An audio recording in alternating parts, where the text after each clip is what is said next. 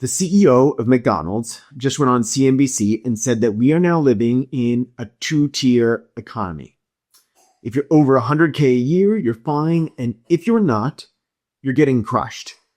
And this is a guy who should know, right? He's serving the middle class. He's serving all income brackets every single day.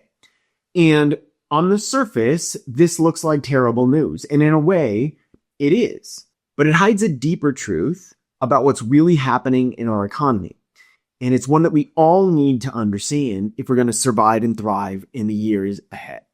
So in this video, I'm going to break down 3 ideas. The first is what the McDonald's CEO actually said and then what the data really shows about his remarks.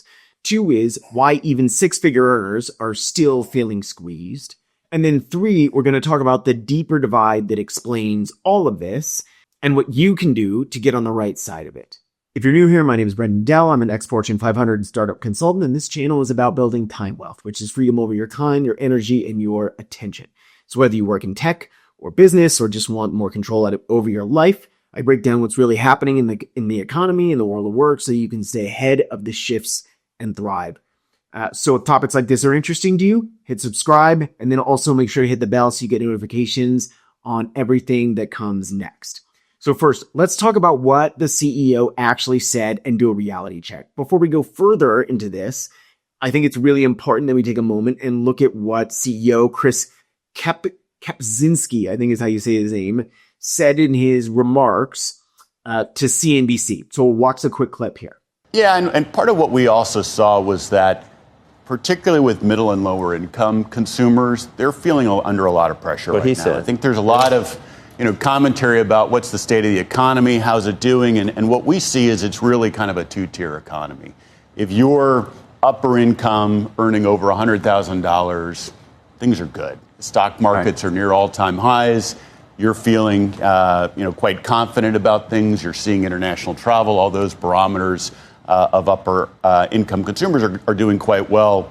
What we see with middle and lower income consumers is actually a different story. It's that consumers under a lot of pressure in our industry. Traffic for lower income consumers is down double digits. And it's because people are either choosing to skip a meal. So we're seeing breakfast. People are actually skipping breakfast, or they're choosing to just eat at home. And so for our business, which has a significant group of consumers which are in that middle and lower income, we needed to step in with something like what we're doing here. So what Chris says here is that we're living in a two-tier economy. And from my perspective, he's right, but he's also missing critical context. So what I see is something larger, which is a divide between 2 groups of people, those with leverage and those without, and that gap is growing.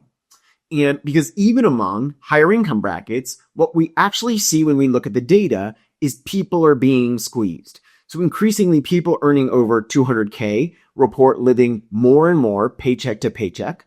54% of people earning 100K say they'd still need another $50,000 a year just to feel comfortable. And half of all Americans rank groceries, a basic expense, right, as a major stressor. And that includes the high income earning brackets. Of course, the absolute value of money varies depending on where you live and what your lifestyle looks like. So when we compare these raw numbers, it only tells part of the story. 100K in Los Angeles is very different than 100K in, a smaller town in Oklahoma, for example. But the trend is clear.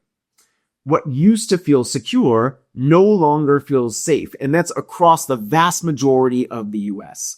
And this is where things get interesting because this isn't the first time we've seen splits like this in society. So if you zoom out, history shows us what happens when economies polarize, right? And it gives us a clue about what's happening next. So let's talk briefly about what happens when societies polarize. All right, zooming out. This is not the first time that we've seen economies split like this. History is full of examples of what happens when societies polarize. So to use a term that's been applied to now, we can look first at the Gilded Age, which happened in the late 1800s. This was when the richest 2% controlled over a third of America's wealth, while the bottom 40% had almost nothing. So at that time, there were rail barons, oil monopolies, and then there were millions and millions of people that were just barely scraping by. Does any of that sound familiar to what's happening now? Inequality exploded so far during that time that it triggered labor unrest, it triggered populist politics, and then there was eventually a backlash. By the way, if you want a framework for crossing the divide that we're going to be discussing here, we've got a free worksheet in the comments. It's called The Game, Genius Assets Mastery Equity. It's free. You get in the comments. It's going to give you a different lens to think about how you sell your skills to the world. You can get that in the comments. Or you can get that in the description. All right, so let's then fast forward a bit. Post-World War II. This was a period of something very different. Historians call this the Great Compression. During this, wages rose, we had strong unions, and inequality shrank. So for a few decades, we had this broad middle class. And this is where, families could buy homes and raise kids and feel secure and have a generally good life on a single income. And you fast forward to today, and many economists are now calling this the second Gilded Age. This time, we don't have the same counterweights, though. We have no powerful unions. We are not seeing wage compression. We're not seeing rising tides to balance it out. Instead, what we are seeing is asset inflation and the wealthy pulling away at record speed. The term to pay attention to there is asset inflation. And this sounds like you need a lot of money to start to take advantage of this, but you don't. There's ways that you can start to take things you're already doing and put leverage behind it to change your economic situation. This is whether you're a high earner or a low earner or anywhere in between. We'll talk about that later. In 2024 alone, the 19 richest U.S. households added $1 trillion to their wealth. $1 trillion. So that's not just inequality, it is hyper inequality. And this, to me, is where McDonald's CEO and his comments start to miss the mark.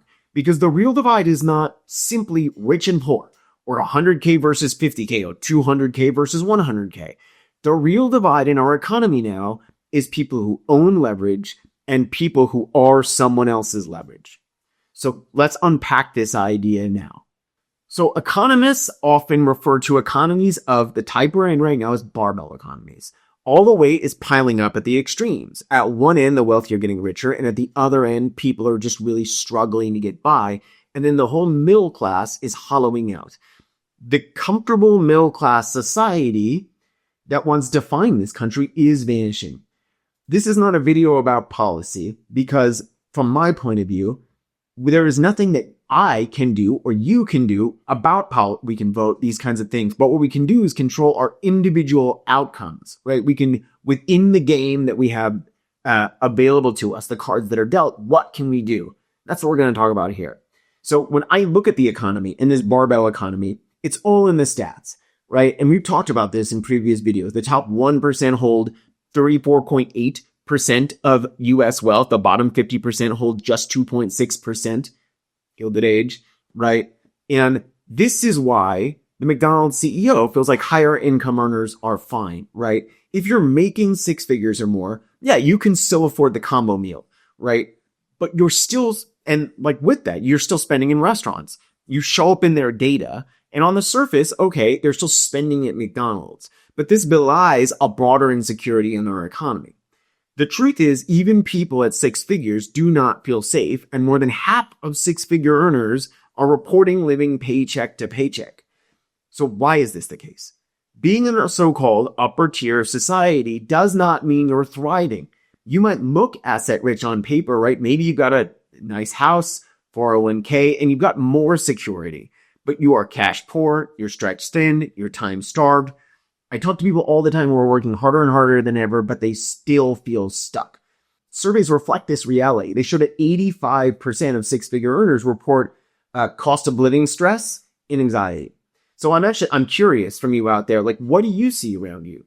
Do you see people in your circle feeling secure? Are they feeling squeezed? Like, what are you experiencing? I'd love to hear your perspective.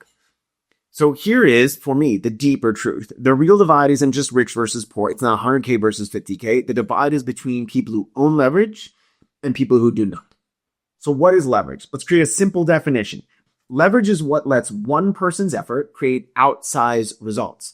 And it doesn't require money. It requires changing the way you think about what you do. This is why some people feel like their income and assets work for them, while others feel like they're on a treadmill. You're running harder and you're running harder and you're running harder, but you're never moving forward. If you do not have leverage, you are selling hours or managing tasks or trading time for money. If you use leverage, you are building systems, assets, and stories that earn even when you're not working. And this is where the divide really begins to separate, because it's not about the combo meal, right? What we want is security. We want freedom. We want control over our time. We don't want to just survive. We also want to thrive. And this way of working is not reserved for the wealthy. It just requires a change in how you think about how you work. This, by the way, is why even 6-figure or 200K or 300K, 500K earners still feel broke. It's not because they lack income. They lack leverage. They have jobs. They don't have assets. They feel time poor and cash poor, perpetually stretched thin, even when the tax return says otherwise. And it's because they don't have control. Right, so we're going to talk more about simple steps that you can take to start to change your trajectory in all of this. But if, again, we have the worksheet in the comments. If you want to think more deeply about what this can look like for you, it's free. It's going to show you how to think about the game: Genius, Assets, Mastery, Equity, and how you can start stacking leverage in your own life. I encourage you to get that now before we continue the discussion. All right, so what does leverage look like in your life, in our lives? And what can you do about what's happening in our economy? How do you move from the side that's being pleased to the side that has freedom? I see 3 core things that any of us can start to do today. The first thing is, don't rely on a single paycheck. You would never, if you have investments of any kind, you would never have all of your investments in a single stock. But for some reason, the single most important asset we have in our life, which is our income, we're willing to give to just one company with no control. When we have a single boss controlling our income, we're exposed, and is the opposite of leverage, right? Because we are literally just a unit of productivity for them. So think about this on a broad scale. Like when people at Google and Meta, these are companies with billions in cash, were laid off, they had huge 6-figure salaries disappear overnight for the individuals affected by this. The people who landed on their feet were the ones who had the projects and the networks and the client work already in motion. They weren't reliant on Google or Meta. They built their own leverage. The second thing is start building assets that work while you sleep. Anyone who has a skill, passion, or expertise can take things that they're already interested in, already do, that people ask them about, and turn it into income. This could be a simple digital product. It could be a lead magnet with an automated email sequence, right? It could be a repeatable service that you package as a fixed offer. The point of this is that your work needs to keep earning even when you're not actively on the clock. So here's a simple example. I know a consultant who recorded a 1-hour training. They turned it into a $49 workshop. That's now an extra like $2,500 a month for them. And they basically do nothing now to get that income. It's leverage, right? That is real leverage. You work once, you get paid forever. I know former employees who took one specific facet of their job. They turned it into a productized service. They 10x their income because now they're able to price on open market terms. They now think in terms of leverage, not hours. And the third thing is sell transformation, not tasks. In the modern economy, how you talk about what you do, your ability to communicate the value of what you do is more important than actually what it is that you do, right? The ability to tell stories is more valuable than the doing of the thing. So you need to tell stories of transformation, not tasks.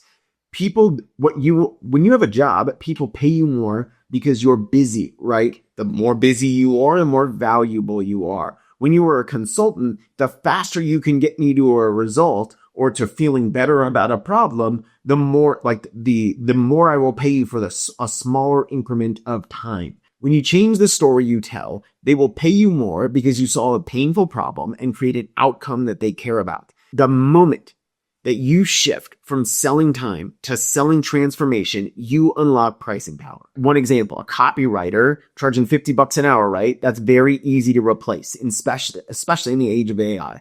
But you have a story of transformation. Like, I don't know, I help SaaS companies add 500K in ARR through landing page optimization. That is a person who's going to charge 15 to 20K per engagement for a very specific set of deliverables that takes a very small amount of time because they just create a process that makes it simple. It is a much easier and more effective way of working. It is not only better for you, it is better for your clients. Change your story, change your price, change your life. You want to think more about this? Get that worksheet. So here's the bottom line. The McDonald's CEO is right that we're living in a two-tier economy, but what he's wrong about is where the line is drawn. It's not rich versus poor. It's not 100K versus 50K. It's not 200K versus 100K. The line to split is between those who own the leverage and those who do not. So if you're earning a good salary, but you still feel exhausted or paycheck to paycheck, like you're strapped for time, you are not imagining it. You are in very good company. It's life without leverage. And the people who escape this treadmill, they are not necessarily the smartest or the luckiest, and they're certainly not the hardest working, but they're the ones who start building leverage for themselves. That's why I have the worksheet in the description. You can get that now. Whatever you do, make the mindset shift. Start asking yourself, how can I look at the way I deliver value to the world through the lens of leverage? Because on the other side of leverage is where your freedom lies. All right, with that, if you enjoyed this, please like, subscribe, all the good stuff. The worksheet is in the description, and I'll see you in the next video.